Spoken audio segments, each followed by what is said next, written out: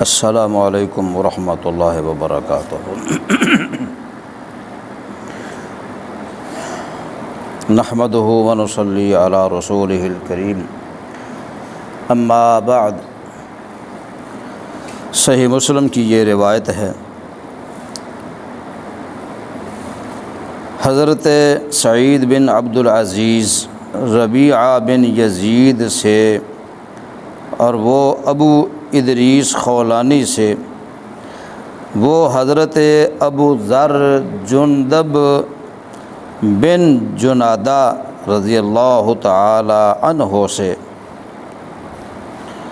روایت کرتے ہیں کہ نبی کریم صلی اللہ علیہ وسلم اللہ تبارک و تعالی سے روایت کرتے ہیں کہ اللہ تعالی نے فرمایا، یا عبادی انی حرمت الظلم علی نفسی وجعلتہ بینکم محرما فلا تظالموا۔ فرمایا کہ اللہ فرماتے ہیں، اے میرے بندو، میں نے اپنے آپ پر ظلم کو حرام قرار کر دیا ہے اور اسے تمہارے درمیان بھی حرام کیا ہے، تو تم آپس میں ایک دوسرے پر ظلم نہ کرو۔ اور فرمایا، یا عبادی، اے میرے بندو، تم سب گمراہ ہو سوائے اس کے جسے میں ہدایت سے نواز دوں، تو تم مجھ سے ہی ہدایت طلب کرو، میں تمہیں ہدایت عطا فرما دوں گا۔ اے میرے بندو، تم سب بھوکے ہو سوائے اس کے کہ جسے میں کھلاؤں، تو تم مجھ سے کھانا مانگو، میں تمہیں کھانا کھلاؤں گا۔ اور اے میرے بندو، تم سب برہنہ ہو سوائے اللہ کے جسے میں لباس پہنا دوں۔ اور فرمایا، اے میرے بندو، تم یقیناً رات دن گناہ کرتے ہو اور میں تمہیں تمام گناہوں سے پاک کر دیتا ہوں، تمہارے گناہوں کو معاف کر دیتا ہوں، تو تم مجھ ہی سے مغفرت، بخشش اور معافی طلب کیا کرو، میں تمہیں معاف کر دیا کروں گا۔ اے میرے بندو، تم میرے نقصان کو نہیں پہنچ سکتے کہ تم مجھے نقصان پہنچا سکو، اور تم میرے نفع کو بھی نہیں پہنچ سکتے کہ تم مجھے نفع پہنچاؤ۔ اے میرے بندو، اگر تمہارے اول و آخر جن و انس سب اس شخص کی طرح ہو جائیں جس کے دل میں تم میں سے سب سے زیادہ اللہ کا ڈر موجود ہو، تو یہ بات میری بادشاہی میں کچھ بھی اضافہ نہیں کر سکتی۔ فرمایا، اے میرے بندو، اگر تمہارے اول و آخر جن و انس سب اس شخص کی طرح ہو جائیں جو تم میں سے سب سے زیادہ فاسق و فاجر ہو، تو یہ بات میری بادشاہی میں کوئی کمی نہیں کر سکتی۔ اے میرے بندو، اگر تمہارے اول و آخر جن و انس سب ایک کھلے میدان میں جمع ہو جائیں اور وہ سب مجھ سے سوال کرتے جائیں اور میں ہر انسان کو اس کے سوال کے مطابق عطا کر دوں، تو اس سے میرے خزانوں میں اتنی ہی کمی ہوگی جتنی سوئی کو سمندر میں ڈال کر نکالنے سے سمندر کے پانی میں کمی ہوتی ہے۔ اے میرے بندو، یہ تمہارے اعمال ہی ہیں جنہیں میں تمہارے لیے شمار کر کے رکھتا ہوں، پھر میں تمہیں ان کا پورا پورا بدلہ دوں گا۔ تو جو شخص خیر اور بھلائی پائے تو وہ اللہ کا شکر ادا کرے، اس کی حمد بیان کرے، اور جو اس کے علاوہ پائے تو وہ اپنے ہی نفس کو، اپنے ہی آپ کو ملامت کرے۔ سعید بن عبد العزیز بیان کرتے ہیں رحمہ اللہ کہ ابو ادریس خولانی رحمۃ اللہ علیہ جب بھی یہ حدیث بیان کرتے تو اپنے گھٹنوں کے بل جھک جایا کرتے تھے۔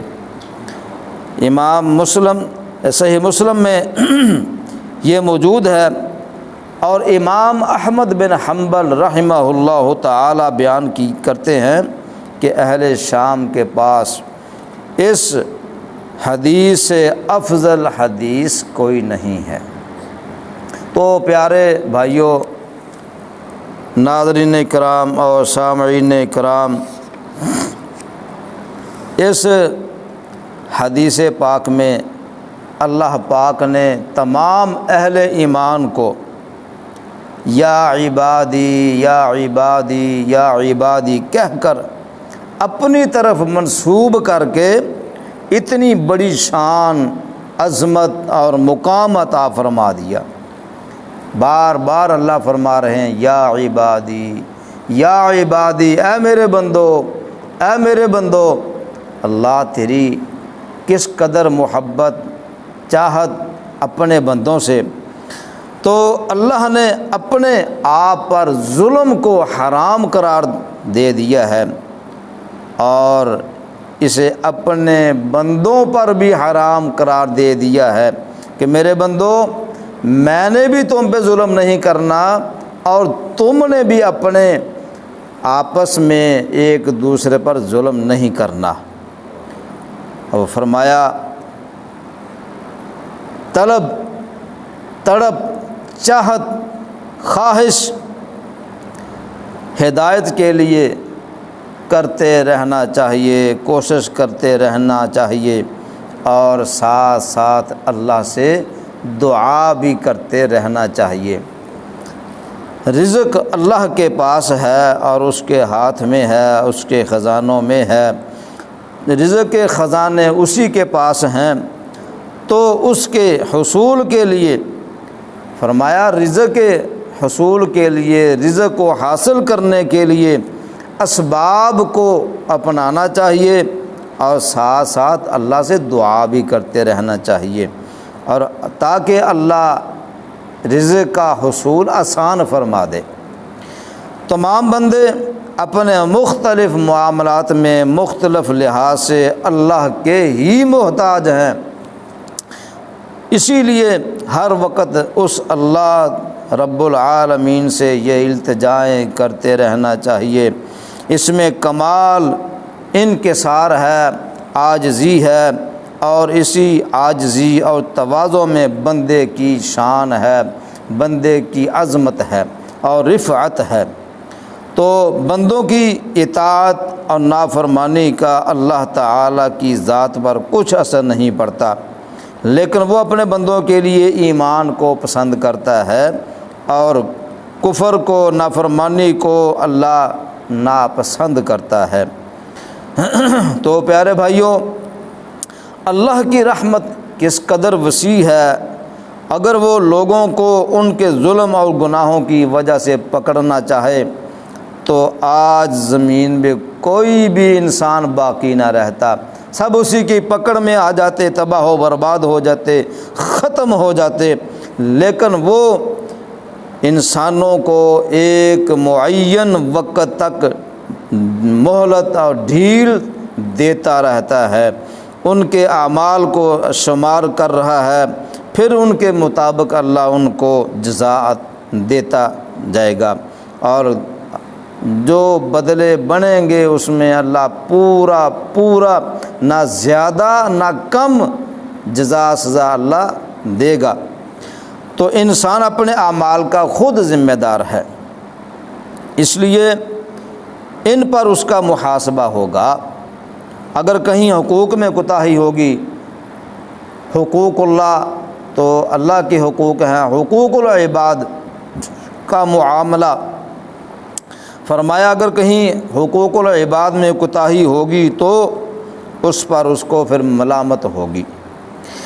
اللہ یہ پسند کرتا ہے کہ اس کے بندے اس سے سوال کریں، اس کے سامنے عاجزی ظاہر کریں اور ہر چیز اس سے ہی مانگیں، اس لیے کہ اللہ کے خزانے بھرے ہوئے ہیں، اللہ کے خزانوں میں کوئی کمی نہیں آتی۔ تو ناظرین اکرام اور سامعین اکرام، ساری دنیا، سارے انسان، سارے جنات مل کے اللہ کی نافرمانی شروع کر دیں، اللہ کے ساتھ دشمنی کرنا شروع کر دیں، تو اللہ کی شان میں، اس کی ربوبیت میں کوئی کمی واقع نہیں ہوتی۔ اللہ اسی طرح ہے، اسی طرح رہے گا۔ اور اگر سارے انسان اس کی فرمانبرداری کرنا شروع کر دیں، تمام جنات اس کی فرمانبرداری میں لگ جائیں، اس کی بادشاہی میں کوئی اضافہ نہیں ہوگا۔ اللہ اپنی شان میں، اپنے مقام میں برابر ہے، اس کی شان میں کوئی انسانوں کی وجہ سے اضافہ نہیں ہوگا۔ تو اسی لیے ہمیں ہی انسانوں کو عاجزی انکساری کو اپنانا چاہیے۔ جس قدر ہم عاجزی انکساری کو اپنائیں گے، اسی قدر انسان کو عظمت، مقام، شان اللہ عطا فرمائے گا۔ دعا ہے اللہ کریم ہم سب کو عمل کی توفیق عطا فرمائے۔ جزاکم اللہ خیرہ۔ السلام علیکم ورحمۃ اللہ وبرکاتہ۔